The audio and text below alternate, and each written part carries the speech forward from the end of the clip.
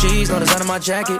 Work hard, now I'm changing my bracket. Talk tough, we ain't hearing that racket. Dots came, man, you know how to stack it. Don't take it wrong, but I'ma need my ends though. I got tigers on my chest like Kenzo. Rail came, yeah, he putting that Benz though. Carol's here, man, you know he stay 10 toes. Big dog, man, you know I ain't worried. Bent up, so I'm talking real slurry. Got a blast, bro.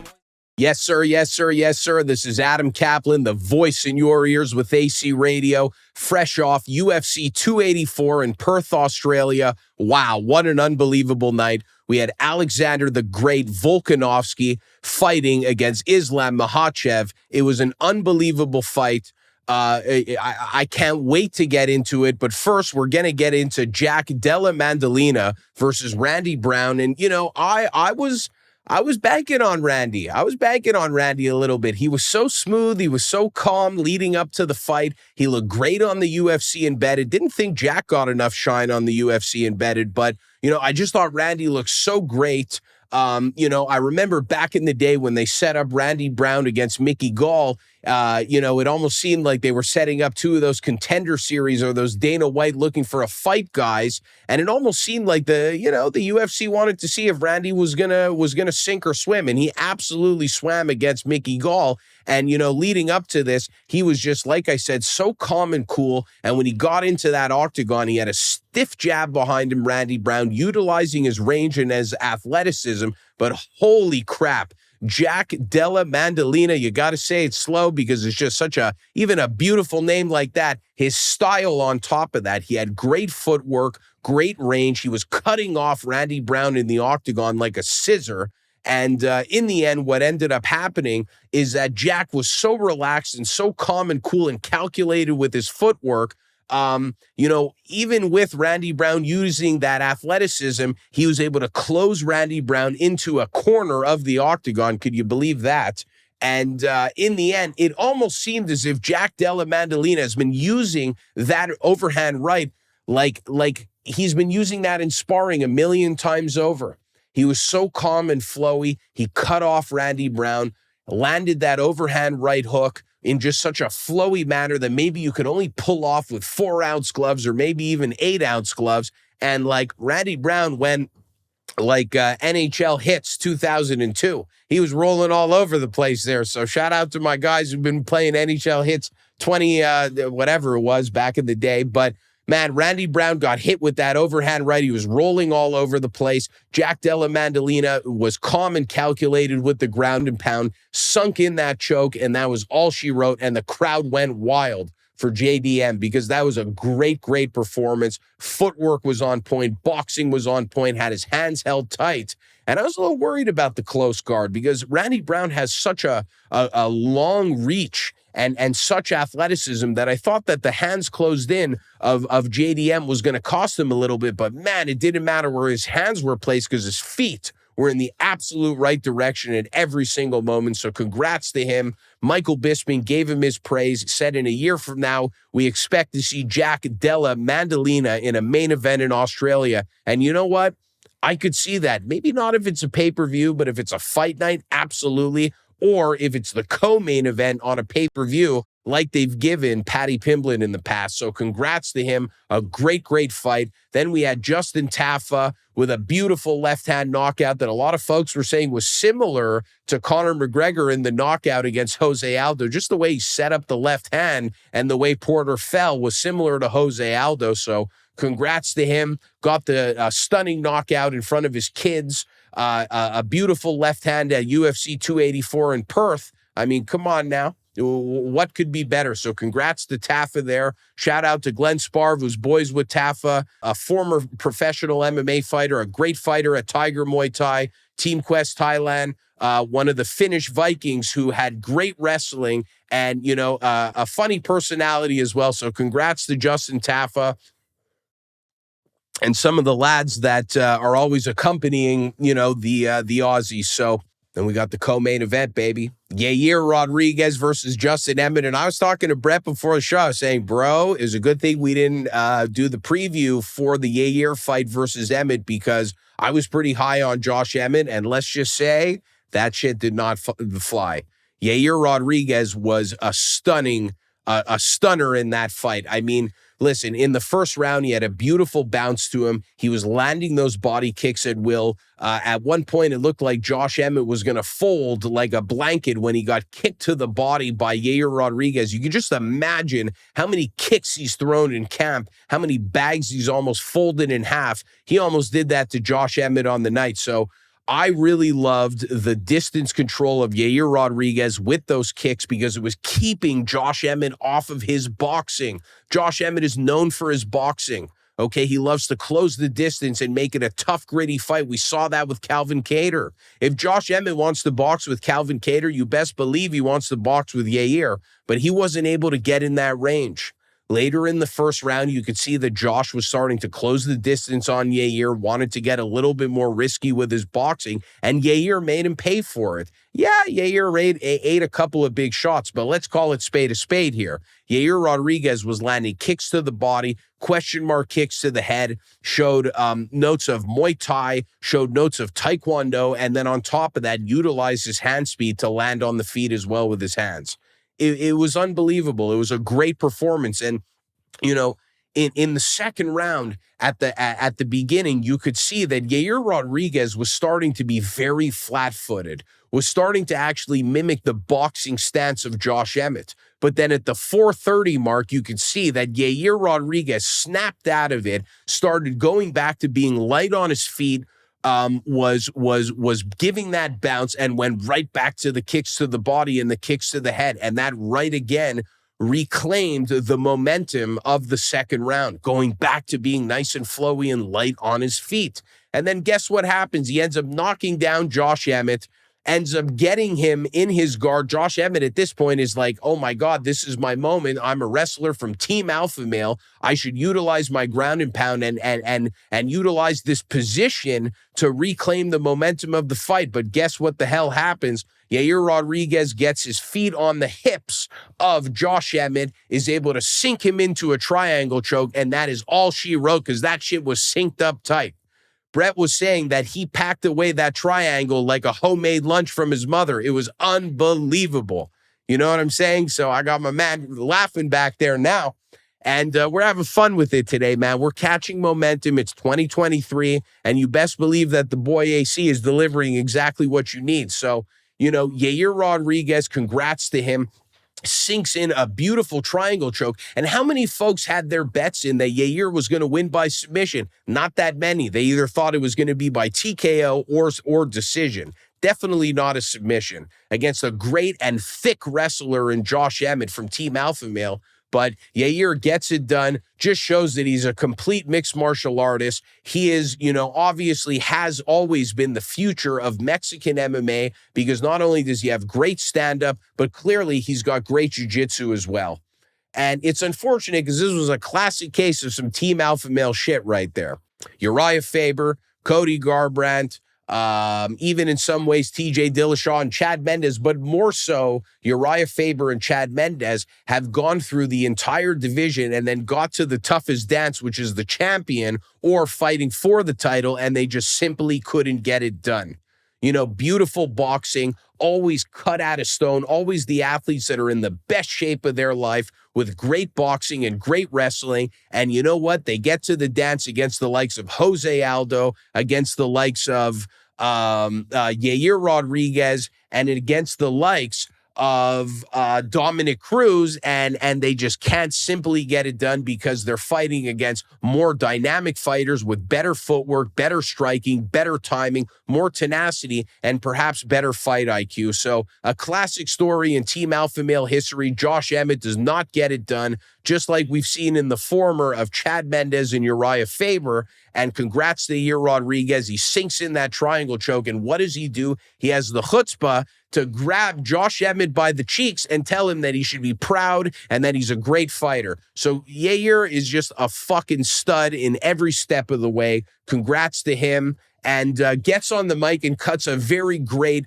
classic Mexican promo that we've seen in the likes of Canelo, you know, a very Viva Cabrones-esque type of promo. You got to love it. And you got to think, like, does Yair fight Alex Volkanovski next? Because that is going to be a huge fight. And you know what? Based off of what Yair did in Australia. If Yair is going to fight, it should be against Volkanovski in Australia, guaranteed, unless the rematch happens with Volkan Islam Makhachev. But we're going to get to that next. Going to have a sip of that fruit punch because we're getting into it today, baby. I don't know if your ears are burning, but my mouth is on fire because we're spitting it. So, first things first, Alex Volkanovski versus Islam Makhachev. I mean, you got to think here that this was one of the best fights of the year, and it's only been February in 2023. I mean, all of the things to credit the likes of Luke Thomas, I agree with him there. All of the things that we thought that Alex Xander, the great Volkanovski, had into question, he answered. His wrestling defense, his wrestling offense was absolutely there. And then for Islam Makhachev, the striking was there. He had his knees to the body in point. His timing on that left hand was perfect, and he had great boxing, and he was more willing to stand with Alexander Volkanovski than we actually considered. And, let's go right into it. We've got the first round. The biggest moment of that is that Alex Volkanovski, right off the bat, it has a great bounce to him. He's the one throwing the strikes first. Islam Makhachev is a little bit more reluctant. He's feeling out Volkanovski. And then guess what happens? Volkanovski starts switching stances with those strikes in his boxing. He sets up his strikes in orthodox and then finished in southpaw, and that was throwing off Islam Makhachev, because when Volkanovski is coming forward and is switching stances as he's punching, that confuses and changes the entries that Islam Makhachev has to make on maybe that counter takedown. He's got to place his head in a different department now because the hips are now in a different place of Alex Volkanovski. So when Volkanovski came out switching from orthodox to southpaw in the midst of doing the punches, you could see that he was starting to confuse Islam, and that takedown wasn't readily there and available. But then, unfortunately, that timing and the left hand of Islam Makhachev starched Volkanovski as he was coming forward. He dropped to one knee, and, Volk bounced back right away and was light and flowy on his feet and ready to go. But then the remainder of that first round was sucked up by Islam Makhachev getting a takedown and going so friggin' quick to that takedown. I mean, we have been so high on calling Aljamain Sterling the human backpack. I'm sorry, man, but having Islam Makhachev on your back is like, Aljamain Sterling is like a JanSport, and Islam Makhachev is like one of those knapsacks that you're going to climb Mount Kilimanjaro with. So there's a big difference there, ladies and gentlemen, because there's a difference in size, in weight, and durability, and most of all, I would say quality overall of wrestling. So, you've got Islam Makhachev, finishing the round with almost crushing the face of Alex Volkanovski and getting in that body lock and that backpack, and that's the first round there. And my first question is like, how are the judges looking at this? Because the criteria still is very similar to boxing. And in boxing, if you were to drop somebody with one knee to the floor, that's a 10-8. I'm not saying that Islam and Volk was a 10-8 in any way, but I'm wondering how much did they favor that one knockdown over the entire 5 minutes? That is the question that I'm bringing forward. How much did they value that one takedown? Because the defense of the submission was on point. Yeah, of course, he was crushing the jaw, so it didn't appear that Volk was fighting with the hands enough, but let's call it spade a spade here. Volkanovski defending the choke, having Islam Makhachev on your back from a point-scoring perspective, I think should be taken into a lot more consideration here. That is no spring chicken on your back. That's a fucking dragon, like I said last week. So, that should be taken into consideration. Then we have the second round, which before the show, I actually read that Volkanovski believes that he won the round. And I gave the first and the second to Islam just based off of the impact and the significance of the strikes, and then obviously the control and the grappling. I felt that overall, Islam Makhachev landed with more aggression and more power, and more so seemed to rock Alex Volkanovski more than Volkanovski's striking and pressure was on him in the first two rounds. But I could see again why Volk gave himself the second round, because he was actually still more the active fighter, maybe landed more strikes, but not the most significant ones. And again, When Volkanovski is constantly defending the submission attempts and some of the wrestling of Islam, he obviously is going to be more biased, as I'm bringing to attention as well, should count for something. I think that the defense of Alex Volkanovski should have been heavily more considered in the grappling. In the scoring rather, but at the same time, I know that that's not going to be the way the judging is going to score it, which is why I gave the first 2 rounds to Islam. Then we got the 3rd round, baby. Islam starting to get a little tired, starting to get a little heavy. And Volkanovski needed that. He wanted a slower pace in Volkanovski because he's the faster guy with better cardio and is sharper. But he also knew in those first 2 rounds, he needed to utilize a lot of energy. So Islam slowing down, Volko invited it. And you saw in that 3rd round, he was able to take it over with his striking, was able to reverse certain positions in the wrestling realm that was furthering impressing us, because we didn't know how successful he would be in the wrestling department. And he took that 3rd round. And then we have the most controversial round, in my opinion, which is the 4th round, because Volkanovski had a very successful 4th round up until leading to the fact that Islam Makhachev was on the back of Alex Volkanovski. But while Alex Volkanovski is in the most vulnerable position against one of the best athletes to have you in this position, which is in that rear naked choke position, what is Alexander the Great doing? He's punching, he's taunting, he's talking. He's looking to advance position through not fighting the hands in Brazilian Jiu-Jitsu, but landing his knuckles on the face of Islam Makhachev. And every single time you punch your opponent, you have now left yourself vulnerable to get struck. But when you're on the back of when Islam Makhachev is on the back of you, you are not only in question to get struck, but you're in question to get choked out. And what did Alex Volkanovski do? He was opening up with punches. He was opening up with aggression. He was looking to advance position and advance momentum of the fight with his strikes while his back was taken by Islam Makhachev. And to me, that should be counted for something, because Islam was taking a breath. Islam could get to that position in his sleep. He could do that to 2 people at once to get to that backpack. And he was utilizing it to get his rest, while Alex Volkanovski was even leaving himself open and susceptible to not only get choked out, but to maybe even get choked out unconscious in front of his sold-out crowd in Perth, Australia. And he was punching to try to advance position and try to score for every point for the life of him against Islam. And I felt in my heart that that should have been counted for something. And that's just me. And then in that 5th round, Alex Volkanovski won that round, as we saw on pretty much every single judge. We had one judge who scored it 4-1. Guy's a bozo, lost in the sauce. The other 2 that had it 48-47, I could see that. I could absolutely still see why that 4th round should be given to Islam, because those punches don't actually land from like a damage and significant standpoint as much as they do. But the fact that he was putting himself in harm's way to do it and still go out of his way to show that you are not invincible and not immortal, and that's a whole other story we're going to get to after, they scored it for Islam Makhachev, and I see it. So in the 5th round, I absolutely thought that Volko won that round. I mean, Volkanovski ended the round strong with great ground and pound. He ended up dropping Islam, it appeared, as Islam was shooting in for a takedown. It seemed as if the timing of that punch was perfect, but I wonder sometimes how those get scored. We've seen it in Nate Diaz and Charles Oliveira. They'll get tagged by a punch, and they'll almost fall because they're inviting somebody into their guard to slow down the pace of the fight.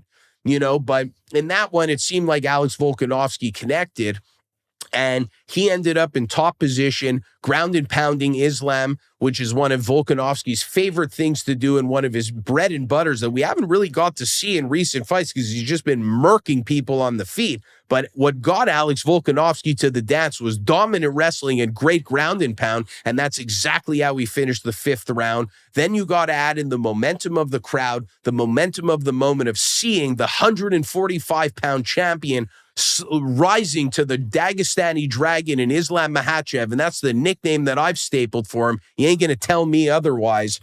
he stepped up to him. He showed in the wrestling department that he put on a much better performance. He showed in the striking department that he is ready to die in there against the guy like Islam Makhachev. And Islam also showed that he was ready to die in the striking realm. Always shows he's ready to die in the grappling realm. A great, great fight. I hope that we see the rematch. It would be a rematch of the year. I mean, put it like this. If Volkanovski goes down to fight Yair Rodriguez, don't get me wrong, it would be an amazing fight. And I'd love to see Volk go down to continue that momentum, because a lot of people are still considering Volk the #1 in the world. I don't care about pound for pound. It doesn't matter to me. If Volk is 1 or Islam is 1 and Volk is 2 and Volk or Volk is 2, I don't care about these things. I don't care. The only reason why this one matters for once is because the 2 pound for pound guys are actually fucking fighting each other. Otherwise, it doesn't even matter. Okay, but the reason why that I'm almost more excited to see the rematch in Yair Rodriguez, seeing Volkanovski versus Islam versus Volk versus Yair, is because at the end of the day, like, bigger fights in bigger weight classes against bigger opponents equal bigger business. And I think that at this point, Alex Volkanovski has not only proven that he is worth every single goddamn penny and more, but on top of that, that he is ready and capable to actually be the king of the 155-pound division. So if I'm Volkanovski, I'm searching for the rematch against Islam. Yair Rodriguez is a great lad, a great amigo who could absolutely go on to run the ship in the 145-pound division. How amazing would it be if in the rematch, Volkanovski could get it done against Islam Makhachev, be the king of the 155-pound division, and then Yair Rodriguez has a great fight against the likes of, let's just say, Arnold Allen, Max Holloway, or Brian Ortega. That would be great in itself. And, Volkanovski is a modern-day GSP, a classy professional guy who brings a different type of gentleman-like code of conduct to the sport of MMA. Yair Rodriguez is another great guy. I think having both of them as champions would be a great thing. Or you could do Volkanovski versus Yair. Volkanovski wins, beats Yair, says, okay, now I'm going to rematch Islam Makhachev. And then Yair Rodriguez, once again, will get a vacant title shot for the 145-pound championship against the likes that I just said. So what a great night at UFC 284. I hope you like the analysis. You got to start tapping in. You got to start subscribing. We're going off. We're going hammer. AC Radio, good tidings. We're out. Big cheese, no design on my jacket. Work hard, now I'm changing my bracket. Talk tough, we ain't hear that racket. Dots came in, you know how to stack it. Take it wrong, but I'ma need my ends though. I got tigers on my chest like Kenzo. Rail came, yeah, he putting that Benz though. Carrots here, man, you know he stay 10 toes. Big dog, man, you know I ain't worried. Bent up, so I'm talking real slow.